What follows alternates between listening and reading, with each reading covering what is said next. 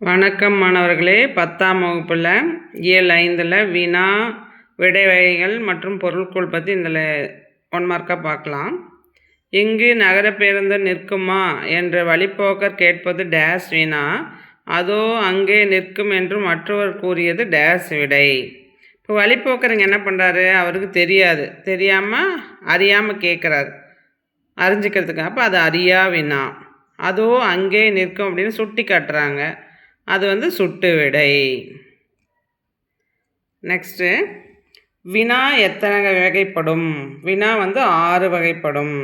ஆசிரியரிடம் இந்த கவிதையின் பொருள் யாது என்று மாணவர் கேட்டல். ஆசிரியர்கிட்ட மாணவர் இந்த தெரியாமல் கேட்குறான் இல்லையா, அப்போ அது அறியா வினா. அது அறியா வினா.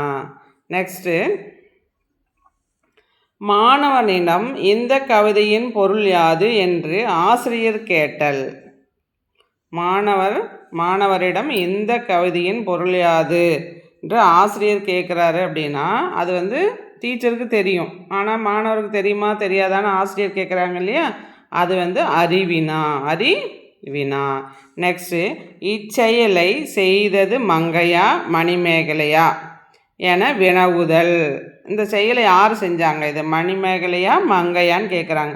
அப்போ இது சந்தேகத்தின் அடிப்படையில் கேட்குறாங்க இல்லையா, அது ஐய வினா. ஐய வினா.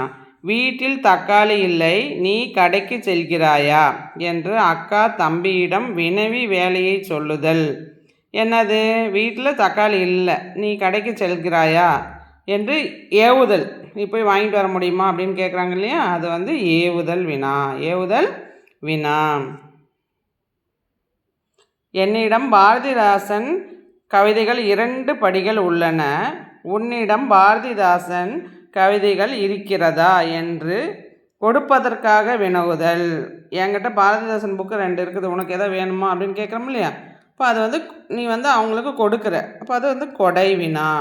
கொடை வினா. ஜெயகாந்தன் சிறுகதைகள் இருக்கிறதா என்று நூலகரிடம் வினவுவது. அப்போ கொடை வினாவா, கொழல் வினா, அறிவினா, அறியா வினா அப்படின்னு 4 ஆப்ஷன் கொடுத்துருக்காங்க இல்லையா. சரி, ஜெயகாந்தன் சிறுகதைகள் இருக்கிறதா, அப்போ உனக்கு தேவையாக இருக்குது, அப்போ அதை என்ன சொல்கிறோம், கொழல் வினா. கொழல் வினா. இது வினா எத்தனை வகைப்படும்? 6 வகைப்படும்.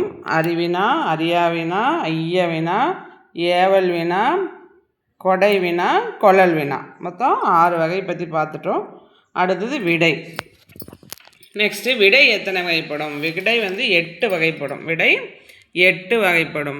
நேரடி விடைகளை தருவது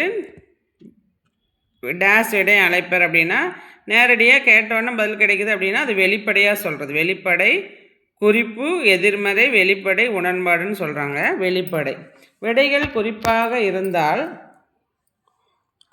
இருந்தால் அவ்விடைகள் டேஸ் விடைகள் எனவும் கொள்ளப்படும். அந்த விடைகள் என்ன சொல்லும்? குறிப்பு விடை.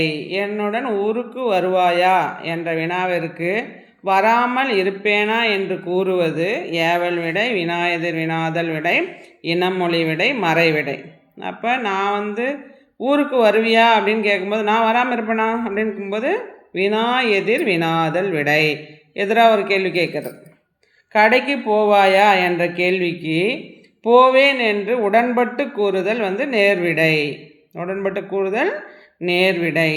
கடைத்தறி எங்குள்ளது என்ற வினாவிற்கு வலப்பக்கத்தில் உள்ளது சுட்டி காட்டுறாங்க இல்லையா, வலப்பக்கம், இடப்பக்கம், அங்கே இங்கே, அது சுட்டு விடை. நீ விளையாடவில்லையா என்ற வினாவிற்கு கால் வலிக்கிறது என்று கால் வலிக்கிறது உற்றதை உரைப்பது. அப்போ உற்றது உரைத்தல் விடை. உற்றது உரைத்தல். நெக்ஸ்ட்டு கடைக்கு போவாயா என்ற கேள்விக்கு போக மாட்டேன் என மறுத்து கூறுதல் மறைவிடை. மறுத்து கூறுனா அது என்னது? மறைவிடை. நெக்ஸ்ட்டு இது செய்வாயா என்று வினவிய போது நீயே செய் என்று ஏவி கூறுவது ஏவல் விடை. இது செய்வாயா அப்படின்னு சொல்லிட்டு ஏவி கூறுறாங்க இல்லையா, அது ஏவல் விடை. உனக்கு கதை எழுத தெரியுமா என்ற வினாவிற்கு உனக்கு கதை எழுத தெரியுமா என்ற வினாவிற்கு கட்டுரை எழுத தெரியும் என்று கூறுவது இனமொழி விடை. உனக்கு மேக்ஸ் பிடிக்குமா அப்படின்னு கேட்கும்போது எனக்கு சயின்ஸ் பிடிக்கும் அப்படின்னு சொல்கிறோம் இல்லையா, அது எனக்கு இனமொழி விடை. நெக்ஸ்ட்டு பொருள்கோள். பொருள்கோள் வந்து எத்தனை வகைப்படும்? பொருள்கோள் 8 வகைப்படும். நம்மளுக்கு சிலபஸில் எத்தனை வகை கொடுத்துருக்காங்க? 3 வகை தான் கொடுத்துருக்காங்க. ஒரு செய்யுளில் சொற்கள் முறை பெறலாமல் வரிசையாக அமைந்து வருவது டேஸ். முறை பெறலாமல் அப்படியே வரிசையாக. இப்போ அன்பும் மரணம் உடைத்தாயின் இல்வாழ்க்கை பண்பும் பயனும் அது. இப்போ அன்பு பண்பு அரண் பயன் அப்படின்னு நிரல் நிறையா வர்றது இல்லையா, அது நிரல் நிறை பொருள்கோள் அப்படின்னு சொல்லுவாங்க. ஒரு செய்யுளில் பல அடிகளில் சிதறை கிடக்கும் சொற்களை பொருளுக்கு ஒன்றோடொன்று கூட்டி பொருள் கொள்வது டேஸ் பொருள்கோள் ஆகும். அது வந்து கொண்டு கூட்டு பொருள்கோள். அங்கங்கே சிதறை கிடக்கிறது எடுத்து நம்ம மீனிங்கை ஒரு சென்டென்ஸாக எடுத்துக்கிறது அது கொண்டு கூட்டு பொருள்கோள். கொண்டு கூட்டு பொருள்கோளுக்கு எக்ஸாம்பிள் என்ன அப்படின்னா, பாருங்க, ஆழத்து மேலே குவளை குளத்துள்ள வாளின் நெடிய குரங்கு. இதில் என்ன இருக்குது? ஒரு செய்யுள் பல அடிகளில் சிதறை கிடக்கும் சொற்களை பொருளுக்கு ஏற்றவாறு ஒன்றோடு ஒன்று கூட்டி பொருள் கொள்வது கொண்டு கூட்டு பொருள்கோள் ஆகும். மேற்கண்ட பாடலில் என்ன சொல்லியிருக்காங்க அப்படின்னா, ஆழத்து மேலே குவளை என்றும் குளத்தில் வாளின் நெடிய குரங்கு என்றும் பொருள் கொண்டால் பொருத்தமற்றதாகி விடும். இதில் ஆழத்து மேலே குரங்கு குளத்தில் குவளை என்று கருத்தை கொண்டு அங்கும் இங்கும் கொண்டு பொருள்கோள் அமைந்திருப்பதால் இது கொண்டு கூட்டு பொருள்கோள் எனப்படும். ஆழத்து மேலே குவளை, அதாவது ஒரு கிணத்து மேலே வாளியில் கயிறு கட்டியிருக்குது. ஸோ அந்த குரங்கு பக்கெட் வந்து கிணத்துக்கு மேலே இருக்குது. கயிறு வந்து தான் குரங்கோட வாளாக ஒப்பிட்டு அங்கங்கே ஆழத்து மேலே குவளை குளத்தில் வாளின் நெடிய குரங்குன்னு சொல்கிறாங்க. ஸோ இது மாறி மாறி வந்ததுனால கொண்டு கூட்டு பொருள்கோள். கொண்டு கூட்டு பொருள்கோள். புரியுதுங்களா?